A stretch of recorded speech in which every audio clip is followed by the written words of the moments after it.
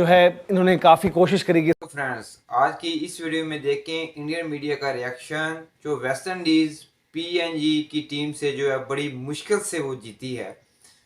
जैसे अगर कहें कि रो 2 के जीती है तो कहना गलत नहीं होगा। तो इस पे इंडियन मीडिया का रिएक्शन देखिए क्या कहते हैं। इसको रोमांचक बनाया जाए और अल्टीमेटली हुआ है कि एक ओवर रहते 137 का जो टारगेट था वो जैसे तैसे गिरते पड़ते इन्होंने चेज किया।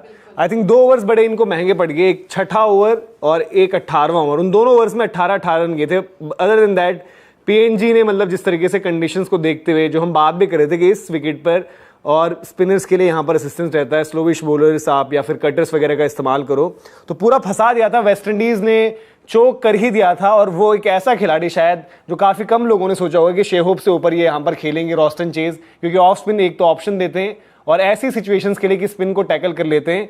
उनकी नॉट आउट जो 42 रन की इनिंग्स रही उसकी बदौलत ये वेस्ट इंडीज जो बड़ी बड़ी बातें हो रही थी कि ये तो 200 बना देंगे, ये कर देंगे, आज यहाँ पर चोक कर गए थे। और कंडीशन सिचुएशंस एक के बाद एक बल्लेबाज पता नहीं क्या करना चाह रहे थे, कुछ समझ नहीं आ रहा था उनका। मतलब ये शुरुआत से अगर आप देखें तो ठीक है, ब्रैंडन किंग वहां पर जॉनसन चार्ल्स वो आउट हो जाते हैं, डक पर आउट होते हैं, निकोलस पूरन उनका मतलब 27 पर 27 एक वक्त मतलब वो क्या खेल रहे थे, क्योंकि ये था कि तीसरे नंबर पर वो आएंगे तो चलिए शायद ब्रैंडन वो 27 पर 27 तब हुए जब वो छठे ओवर में 18 रन आए थे और वहां पर उन्होंने ही स्कोर किया शायद। हो उससे पहले वो आउट होते होते हमने देखा था कि पहले एलबीडब्ल्यू बचे थे, वहां पर एलबीडब्ल्यू हो जा गए थे, आउट ही हो जाते अगर उनको वहां पर रिव्यू ले लिया जाता, वहां पर वो फंसे। उसके बाद में हमने देखा कि भाई वैसे ही चलता रहा मामला और मोमेंटम नाम की चीज थी नहीं वहां पर कुछ भी। ऐसा टारगेट था जिसमें हम यही बात कर रहे थे कि कितनी जल्दी वेस्ट इंडीज इसको खत्म करेगा, क्योंकि आप पहले बैटिंग साइड आपको कह रहे हैं कि आपकी बैटिंग बहुत अच्छी है, बॉलिंग में आपको फिर भी डाउट्स रहेंगे, लेकिन बैटिंग में आपको इतने कम टारगेट पे आप इस टीम के आगे इतने एंड तक लेके गए हो गेम को और जैसे तैसे जीते हो। यहाँ पर कोई और टीम होती है, आप अच्छी टीम से आगे तो फिर कैसे कहाँ स्टैंड कर पाओगे। और यही एक बात हो रही थी कि इन्होंने देखो बाद में जो हम कह रहे थे ना कि वो जो लास्ट के 3 ओवर्स में रन दिए थे, अगर यहाँ पर ये वेस्ट इंडीज का वही हो जाता सीन, वो उस तरीके का ओवर ना आता 18वां, वो तो पीएनजी के पास उन्होंने अपने जो वो जितने भी उनको लेके हुए स्लोइंग, हमारे पास स्लोवर बॉलर ऑप्शंस हैं कि करवा दो स्पिन, उनसे करवाते रहे। वो थोड़ा उसी चक्कर में महंगा भी पड़ गया। जैसे से बाओ उन्होंने बड़ी अच्छी बैटिंग करी थी बट वो छठा ओवर लेकर आए, पावर प्ले में 18 रन, वहां पर पहली बारी वेस्ट इंडीज का मोमेंटम वहां पर रहा। फिर आखिर में जो हमने देखा कि इनके लास्ट में जो 18वां ओवर था वहां पर भी उस तरीके से 18 रन चले गए थे। अदरवाइज ये ऐसा हो गया था कि ऐसा लग रहा था कि अब कैसे होगा, एक विकेट गई तो काम हो जाएगा। तो ना उन्होंने किसी ने अप्रोच किया उस तरीके से। ब्रैंडन किंग 29 पर 34 हैं, जॉनसन चार्ल्स तो चलो आउट ही हो गए थे, पूरन 27 पर 27, रॉस्टन चेज बचा गए इनको। आंद्रे रसल का एक वो हिट भी बड़ा टाइम नहीं था जो उन्होंने छक्का लगाया वहां पर, क्योंकि सिचुएशन और इक्वेशन ऐसा लग रहा था कि फिर दोबारा पीएनजी पूरी तरीके से हावी हो रही है। रॉबमैन पॉवल भी 14 पर 15, शिरफेन रदरफोर्ड, अब जिनको खिलाया गया है यहाँ पर, और वही हम कहते हैं कि इतनी आपको जरूरत तो नहीं पड़नी थी बैटिंग, और पड़ी भी उनकी तो 7 गेंद पर 2 रन उनके रहे शिरफेन रदरफोर्ड के। तो यहाँ पर जस्ट वेस्ट इंडीज बच गई। और जो हम कहते हैं कि भाई खौफ अपना पैदा कर देंगे, माहौल बना देंगे, आज ये अपने लिए ही थोड़ा सा यहाँ से सवाल लेकर जा रहे हैं। और बैटिंग पर भी सवाल है, फिर बॉलिंग पर भी जो हम कह रहे थे कि लास्ट में जिस तरीके से उन्होंने बॉलिंग करी, इसीलिए हम कह रहे थे कि डेथ बॉलिंग में वो 10-15 रन द मोमेंट आप ऊपर दे दोगे किसी भी टीम के अगेंस्ट, आपको भारी पड़ सकते हैं वहां पर। मतलब वही लगता है ना, टी20 में वक्त नहीं लगता कि कब मोमेंटम शिफ्ट हो जाए, कब किस टीम का चांस बनने लग जाए और आप कहे कि ये तो हल्की टीम है और शायद वो भी गेम में आ जाए। अब पीएनजी के लिए तो ये बड़ी ही टीम थी ना वेस्ट इंडीज, हाँ उनके लिए आज भले ही वो हार भी गए होंगे, वो बोलेंगे यार कि हमने बहुत अच्छा। और मैं वही कह रहा हूँ कि 2 ओवर्स उनके जो रहे थे, एक तो 18वां ओवर असद वाला 18 रन वो वाले, और ऊपर से जो आपको उनका ओवर मिला था 6वां ओवर जहां पर से बाओ के ओवर में 18 रन चले गए थे। तो 18-18 36 रन आप ये हटा दो, 2 ओवरों के 36 रन ये अगर हट जाते हैं, उसके अलावा यहाँ पर कुछ था ही नहीं और ना उस तरीके का मोमेंटम वो पुश कर पाए वहां पर। तो पीएनजी बोलेगा कि हमने बैट से भी फाइट पुटअप करी, क्योंकि एक वक्त पर लग रहा था हम ऑल आउट हो जाएंगे, वो 136 तक गए थे।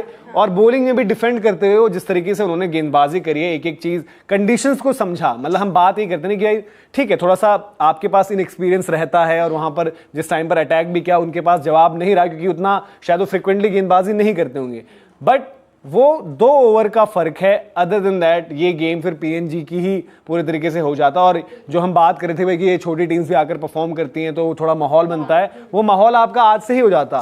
तो बड़ी ऑर्डिनरी वेस्ट इंडीज की परफॉर्मेंस रही है ये अच्छी बात हुई है कि जी आपको एक तो ये मुकाबला जीत गए हैं, जो शायद एक वक्त में लग रहा था कि हो सकता है छूट जाए, लेकिन दूसरी बात ये कि पहला मुकाबला और पहले मुकाबले में ही आपकी ये खराब परफॉर्मेंस आ गई कि एटलीस्ट अब आपको ध्यान रहेगा आने अब वाले मैचेस। यार पीएनजी ने इनका ये हाल कर दिया, जो हम कह रहे थे इस ग्रुप की भी जो बात कर रहे थे कि इस ग्रुप में आपके पास अफगानिस्तान भी है आगे। तो अफगानिस्तान अब ऐसी टीम है कि अगर उसके पास ऐसी अपॉर्चुनिटी रहेगी कभी, तो ना वो आपको बचने देगी वहां से, ना वो निकलने देगी। और इस ग्रुप में ट्रिकी हो सकती हैं चीजें। इस ग्रुप में रह गया और बाल बाल बच गई वेस्टइंडीज और पपुआ न्यू गिनी ने जीत लिया दिल। तो मुकाबला खेला गया पीएनजी वर्सेस वेस्टइंडीज के बीच में।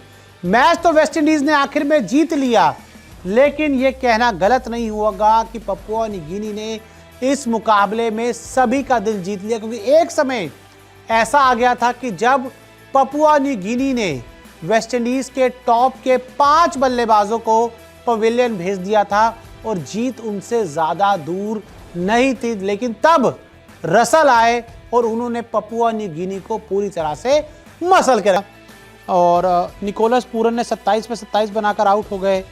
रोमन पॉवल 14 गेंदों में 15 रन बनाकर आउट हो गए। रदरफोर्ड ने 7 गेंदों में सिर्फ 2 रन बनाए और एक समय तो ऐसा लग रहा था कि भैया यहाँ से खेल खत्म हो जाएगा। लेकिन तब मैदान पर आते हैं उनके सबसे दमदार खिलाड़ी आंद्रे रसल, जो 9 गेंदों में 15 रन बनाते, 1 छक्का लगाते हैं और ये कंफर्म कर देते हैं कि यहाँ से वेस्टइंडीज इस मुकाबले को नहीं हारेगी। एक छोर पर आंद्रे रसल खड़े थे और दूसरे छोर पर रसल चेस खड़े थे, जिन्होंने 27 गेंदों में 42 रन बनाए नाबाद। और इसी जीत के साथ वेस्टइंडीज़ ने जो पॉइंट्स टेबल में छलांग लगाई है, पॉइंट्स टेबल में जो उनका अपना ग्रुप है, वेस्टइंडीज़ वहाँ पर आ गई है नंबर 1 पर। और अगर हम इस मुकाबले को हार जाती तो फिर उसका सुपर 8 में जाने का जो सफ़र है वो बड़ा मुश्किल हो जाता।